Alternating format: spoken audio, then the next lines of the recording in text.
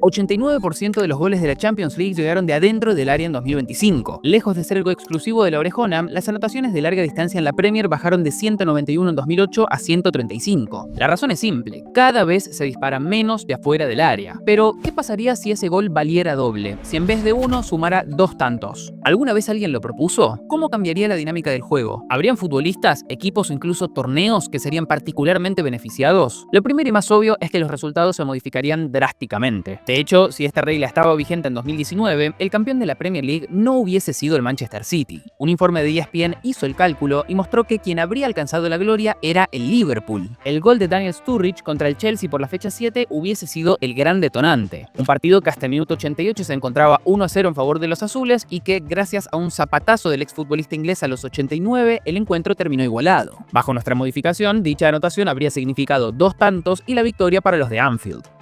¿Se imaginan lo que hubiese sido de la emoción en el final del partido? Ya volveremos a analizar cómo podría impactar los minutos finales. Esa diferencia en el resultado habría hecho que Liverpool se impusiera en la tabla general por una unidad y que Klopp cortara la sequía de títulos un año antes. Aunque, si queremos encontrar un partido icónico en el que esta regla habría sido determinante, entonces tenemos que viajar a la Copa del Mundo Brasil 2014. Más en particular, a la semifinal donde el local sufrió una histórica derrota por 1-7 frente a Alemania. Luis Felipe Scolari, DT de la verde amarela, dijo: "Fui campeón del mundo como seleccionador, pero seguramente me recordarán por haber sufrido la peor derrota en la historia de Brasil. Es el peor día de mi vida". Bueno, esa declaración tranquilamente no existiría, o al menos sería un poco más suave. Si vemos las estadísticas del encuentro, todos los goles de Alemania fueron convertidos dentro del área. Lo interesante es que, más allá de lo abultado del resultado final, los locales tuvieron apenas 2 disparos a puerta menos que los alemanes, 8-10, con la pequeña diferencia de que 3 de esos disparos fueron de afuera del área contra 2 de los visitantes. Por lo que, si los brasileros hubieran ajustado la puntería, bajo la potencial nueva regla, el partido habría terminado 7-7. Incluso si asumimos que ambos anotaban todos sus tiros, tanto desde adentro como afuera del área, el ganador habría sido Alemania, pero por un mucho más defendible 12-11. Ahora bien, lo cierto es que hacer este análisis de simplemente duplicar el puntaje de los remates de afuera del área resulta bastante pobre. Asumimos que esperan mucho más del negocio del fútbol. Es obvio que si nuestra normativa hubiese estado vigente, los partidos se habrían jugado de una forma distinta. Llamativamente, aunque esta idea parece una verdadera locura, y no en el buen sentido de la frase, déjenos decirles que ya fue propuesta en la vida real. Y no por otro canal de YouTube, sino por Jacques-Henri Eyraud, expresidente del Olympique Marsella. En una conferencia de 2019, refiriéndose a la modalidad Home Rules del videojuego FIFA, dijo: "Cualquier gol marcado dentro del área cuenta como un gol, pero los goles marcados desde fuera cuentan como 2 goles. ¿Por qué fue FIFA Electronic Arts quien decidió eso? Incluso hay un modo sin reglas. Eso es un poco caótico, pero lo que me interesa es por qué existe esta innovación. Es un ejemplo, hay muchos otros. Mi problema es que, ante todas estas nuevas formas de entretenimiento, el fútbol sigue siendo extremadamente conservador. El fútbol tiene un complejo de superioridad, no cambian sus reglas o apenas lo hacen". Con esta aval de que sería una posibilidad interesante de analizar, tratemos de entender cómo se vería el fútbol si ella entrara en vigencia. Para empezar, necesitamos referencias, observar si hay otros deportes que implementaron algo parecido y qué sucedió al respecto. Por suerte, hay uno que es clarísimo, y quizás algunos ya lo pensaron, es el baloncesto. Para los nuevos en la historia de este deporte, el tiro de 3 puntos no existió durante décadas. ¿La encestabas desde mitad de campo? Felicitaciones, pero igual el marcador acumulaba tan solo 2 tantos extra. Fue recién en 1979 que la NBA adoptó esta nueva regla que se venía probando ya en otras ligas. Chris Ford, de los Boston Celtics, quedó marcado para siempre al ser el primer jugador en anotar 3 puntos. ¿Se imaginan quién podría inaugurarlo en el fútbol? La franquicia más ganadora de la NBA con 18 campeonatos ha visto cómo su porcentaje de tiros de triple se ha incrementado notablemente a lo largo de las décadas, de un pobrísimo 4.3% en los 80 a un 37.8% actualmente. Es decir, pasaron de menos de un disparo cada 20 a casi 8, lo cual nos lleva a la primera lección de este recorrido. Los incentivos importan. Si se premia cierto tipo de comportamiento, entonces los actores se adaptarán para sacar mayor provecho de él. De hecho, como veremos en unos momentos, la búsqueda de futbolistas especialistas en ciertas áreas se modificaría considerablemente. Ya hoy en día, esa labor de detección es precisamente una de las profesiones con mayor crecimiento en la industria. Nos referimos al scout u ojeador de fútbol. Y es que identificar talento ya no depende únicamente de la intuición, requiere una metodología y fundamentalmente de saber qué observar y dónde hacerlo para hallar al jugador ideal de cada conjunto. Si son de los que siempre quisieron meterse en este mundo, un muy buen punto de partida es el curso Scouting 360 de Objetivo Analista, la escuela de análisis y scouting mejor valorada en habla hispana, que además tenemos el gusto de que sea el sponsor de este video. Fundada por Dani Pérez, quien posee una trayectoria en clubes de la élite europea, ya ha capacitado a miles de estudiantes que hoy forman parte de estructuras de fútbol profesional. Scouting 360 es la formación más integral disponible para futuros ojeadores. En el programa aprenderán a dominar el ciclo completo de captación, desde el seguimiento inicial hasta la elección final, a estructurar un método de trabajo real y a confeccionar informes de valor para los directores deportivos y tomadores de decisiones. Sumado a esto, la matrícula incluye acceso exclusivo a plataformas tecnológicas como Six, Vsoccer Pro y Dribbblab. La enseñanza es totalmente online, permitiéndoles avanzar a su propio ritmo con acceso ilimitado durante 12 meses. Las clases son brindadas por especialistas que actualmente se dedican al scouting dentro de equipos del más alto calibre. Por lo que, si quieren dar el paso hoy mismo, usen nuestro código NDF para recibir un 10% de descuento sobre la inscripción y así, al mismo tiempo, nos ayudan a que el canal siga creciendo. Este es el mejor momento para iniciar su trayectoria como scout profesional con Scouting 360. Muchas gracias, Objetivo Analista, por ser el sponsor de este video. Volviendo al fútbol, de implementarse este cambio, claramente los equipos buscarían patear más de afuera del área. Vean esta tabla. Cada uno de esos puntos muestra cuál es la probabilidad de convertir el gol si se dispara desde allí. Obviamente, cuanto más cerca estemos, más chances hay. El 0,73 de abajo del arco implica que 73 de cada 100 veces que se remate desde allí terminará en anotación. El cuadrante más importante para nosotros es el 0,08 que está al borde del área. Eso indica que 8 de cada 100 disparos sumarán una anotación. La clave es que si de repente este vale 2, entonces la cifra aumentaría a 0,16. Está claro que el ajuste se hace no porque sea más fácil, sino porque aumenta la recompensa. Con lo cual, de mantenerse todo igual, ahora es preferible patear desde allí antes que en varios casilleros más cerca del arco. Noten que hay un límite. Si están en el área chica, es mejor disparar antes que sacarla hacia afuera para intentar el tiro de 2 puntos. Este es el gráfico que explica justamente por qué hay cada vez menos remates de larga distancia. En la temporada 24-25 de la Premier se intentaron apenas 8,3 disparos por partido de fuera del área, 5 menos que el máximo registrado en 2003-2004. También vemos algo similar en los tiros de esquina, donde estos son diseñados para que caigan cerca del arquero. Michael Carrick dijo: "El éxito de las jugadas a balón parado, sobre todo en los corners, ha hecho que más equipos lo hagan porque la tasa de éxito es muy alta. No sé qué hacer al respecto, la verdad es que no me corresponde decidirlo, pero mientras tanto hay que lidiar con lo que se tiene delante y, si se permite, hay que jugar con ello".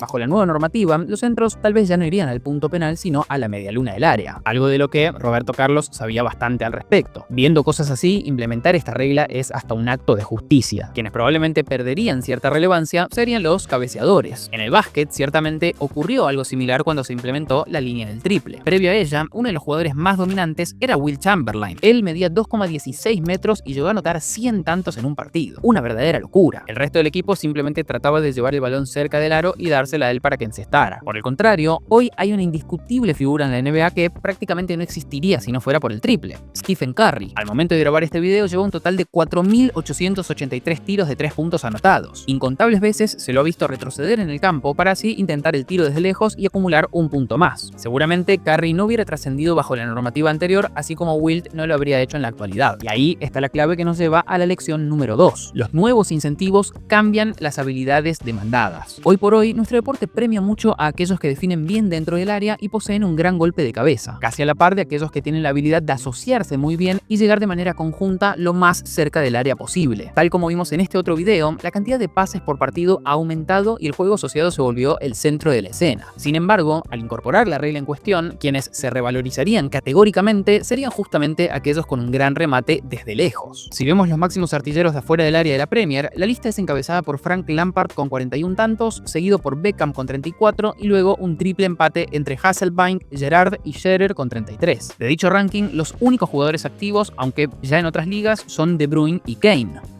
¿Cuánto valdría tener a un Lampard en el equipo bajo esta nueva lógica? Una respuesta rápida sería el doble, aunque la cifra tal vez sea mayor al considerar ciertos momentos del partido. Ya llegaremos a eso. Lo cierto es que esta habilidad no se limita únicamente a centrocampistas atacantes o delanteros. Defensores como Ronald Koeman, quien con un remate furibundo le dio al Barcelona su primera Champions de la historia, u otros más versátiles como el ya mencionado Roberto Carlos, se volverían piezas claves del equipo. Incluso arqueros como el paraguayo Chilavert, que anotó un gol desde mitad de campo, o Ruggero Ceni, que cuenta con 61 tantos desde desde fuera del área también tendrían otro tipo de mercados disponibles. Pero lo cierto es que esta transformación probablemente no ocurra de la noche a la mañana. No todos saldrán corriendo a buscar el próximo Stephen Curry del fútbol, lo cual nos lleva a la tercera lección de hoy, y es que los mercados suelen tardar en ajustarse. Para intentar descubrir cómo podría darse el cambio, volvamos a ver a la NBA. Observen lo que era el mapa de tiros en la temporada 2001-2002. Si bien se ven muchos puntos fuera de la línea de 3 puntos, lo cual demuestra una clara intención hacia este tiro, también había mucho juego a nivel interno. Y aquí ya habían pasado más de 20 años de la nueva normativa. Sin embargo, viajando a la edición 2019-2020, la escena es totalmente diferente. Ahora sí se ve una clara concentración en los tiros de larga distancia y además en aquellos que literalmente están debajo del aro. Prácticamente se eliminó el lanzamiento de la zona media entre la canasta y los 3 puntos. El famoso tiro en suspensión de Michael Jordan, con el cual ganó unas finales ante Utah Jazz, hoy casi no se ve.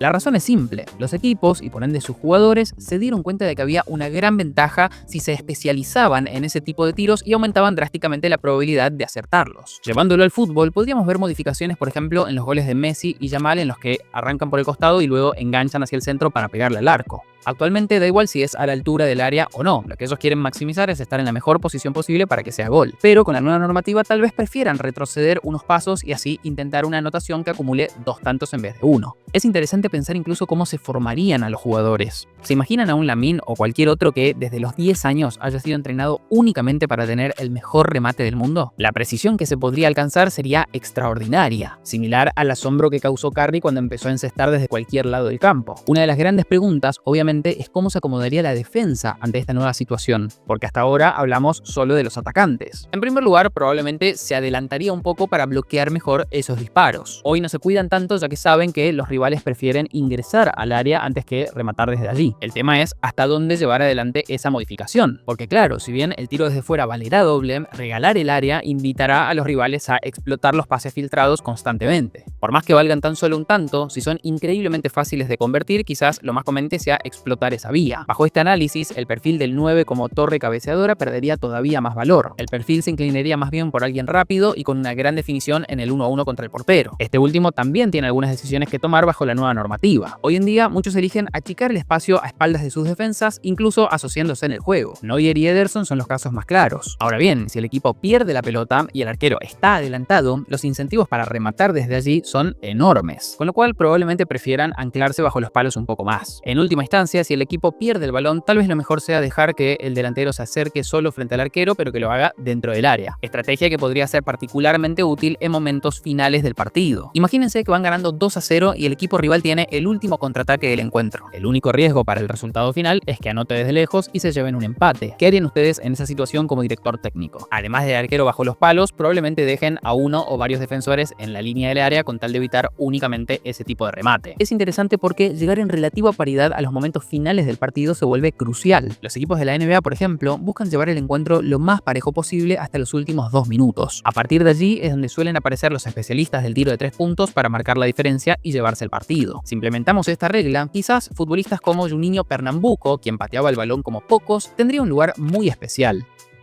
Con los 5 cambios permitidos en la actualidad, reservarse uno para que ingrese un especialista en este tema en los minutos finales suena increíblemente tentador. Van perdiendo por 1 o 2 goles y quedan 10 minutos de partido. ¿No pondrían a ese futbolista que, a pesar de ser increíblemente lento y malo en el juego asociado, le pega como los dioses? Exactamente eso sucede, por ejemplo, en el fútbol americano, donde las sustituciones son ilimitadas. Hay personas que hacen toda una carrera únicamente pateando las conversiones. ¿Se imaginan lo que sería nuestro fútbol si también tuviera cambios ilimitados? Si les interesa que hagamos otro video analizando cómo sería el deporte en este caso y el formato que aplicamos en este video les suena llamativo, entonces háganlo saber en los comentarios para hacer más de esto o nunca volver a repetirlo. Lo cierto es que de aplicarse esta regla donde el gol de afuera del área vale doble, habría muchos más partidos que se darían vuelta. Datos de Opta muestran que el porcentaje de encuentros donde se da vuelta el resultado en Argentina, España y Brasil es de 8,4, 8,7 y 9,6% respectivamente. El fútbol, en última instancia, viviría una verdadera revolución. De hecho, hay un tipo de fútbol que ya incorporó algo similar, y no nos referimos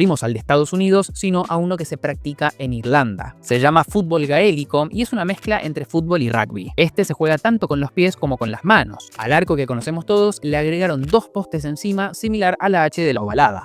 La clave es que hasta hace poco tiempo las anotaciones en este deporte solo podían valer 1 o 3 puntos. Si se disparaba por encima del travesaño valía una unidad y 3 en caso de efectivamente hacerle el gol al arquero. El problema fue que las defensas le habían tomado el timing al juego y únicamente se daban las conversiones de un punto. Entonces lo que hicieron fue colocar una línea semicircular a 40 metros y quienes emboquen desde allí obtendrán no uno sino 2 tantos. Lo que terminó sucediendo, además de que los tanteadores aumentaron, fue que los pateadores de élite se volvieron cruciales. En un punto todo el equipo trabajaba para liberar espacios y que éste pudiera disparar con mayor tranquilidad y comodidad. Efectivamente, el juego tomó más dinamismo y se vio una mayor cantidad de remontadas a lo largo del tiempo. Volviendo a nuestro fútbol, lo cierto es que la IFAB, la International Football Association Board, que es el organismo encargado de modificar las reglas a nivel mundial, no tiene en agenda la propuesta analizada en este video, al menos por ahora. De lo que no hay dudas es que en caso de aprobarse, el deporte cambiaría por completo. Todos los manuales de tácticas escritos hasta el momento deberían tirarse a la basura. ¿Cómo se verían los nuevos manuales? Bueno, si bien es imposible saberlo a ciencia cierta, esperamos que en este recorrido hayamos encontrado algunas pistas. Probablemente veríamos una mayor cantidad de remates que se volverían icónicos a lo largo del tiempo y se brindarían más remontadas, como por ejemplo la que podría haber generado Brasil en el Mundial 2014. Habiendo hecho todo este recorrido, ¿ustedes harían el cambio? Los leemos en los comentarios, pero eso sí, no olviden suscribirse y compartir este video con 3 personas para tener buena suerte. Nos vemos la próxima.